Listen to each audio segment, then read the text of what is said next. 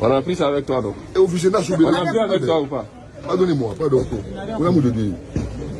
Sur instruction du parquet général de Conakry, une fouille inopinée menée le mardi 10 février 2026 à la maison centrale de Conakry a permis la découverte d'un important réseau d'objets prohibés à l'intérieur de l'établissement pénitentiaire. Les forces de défense et de sécurité ont saisi du chanvre indien, du crack, du tramadol, du Valium, plusieurs téléphones portables, des armes blanches, ainsi que de sommes d'argent en espèces.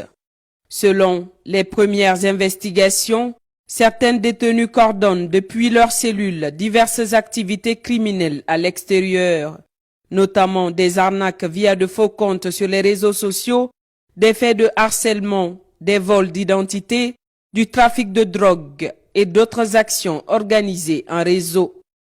Par ailleurs, le sergent-chef garde pénitentiaire en service a été interpellé par le groupe d'intervention de la Gendarmerie nationale GIGN.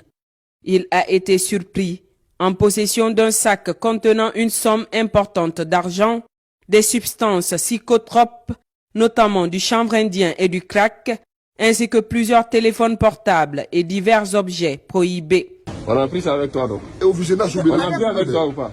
Pardonnez-moi, pardon. On a mot de dire. À cet effet, le haut commandement de la Gendarmerie nationale, à travers la Direction centrale des investigations judiciaires, a présenté le prévenu ce mercredi 11 février 2026. Les premiers éléments de l'enquête mettent en lumière une complicité de certains agents pénitentiaires. C'est notre complicité des gardes. Les investigations se poursuivent afin d'identifier l'ensemble des ramifications internes comme externes. Au-delà des interpellations déjà effectuées, c'est toute la chaîne de responsabilité qui est désormais passée au crible.